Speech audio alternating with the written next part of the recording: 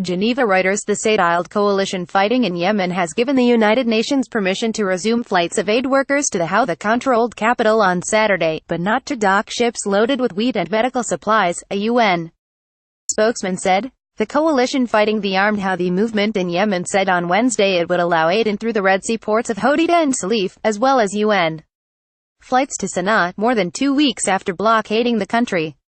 About 7 million people face famine in Yemen and their survival is dependent on international assistance. The coalition has given clearance for UN flights in and out of Sanaa from Amman on Saturday, involving the regular rotation of aid workers, said Jens Leerk, spokesman of the UN Office for the Coordination of Humanitarian Affairs OCHA. We are of course encouraged by the clearance of this flight, which may be followed soon by clearances of flights from Djibouti to Sanaa, Leerk told a news briefing on Friday. But no green light have been received for UN requests to bring humanitarian supply ships to Hodeidah and Salif ports, he said.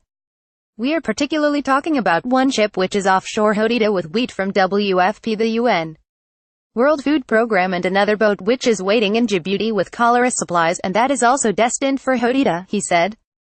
We stress the critical importance of resuming also commercial imports, in particular fuel supplies for our humanitarian response, transportation and so on, and for water pumping, Leerk said.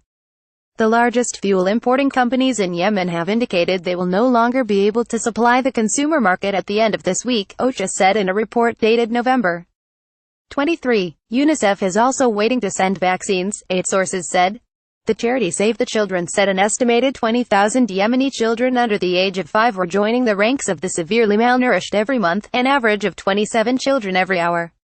The commercial blockade is aggravating the food crisis, leading to a significant increase in child deaths from acute malnutrition and preventable diseases, it said in a statement.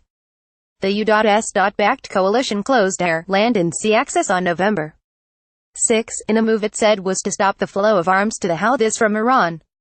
The action came after Saudi Arabia intercepted a missile fired toward Riyadh. Iran has denied supplying weapons. Jan Egeland, a former UN aid chief who heads the Norwegian Refugee Council, speaking to Reuters in Geneva on Thursday, said of the blockade, "In my view this is a legal collective punishment.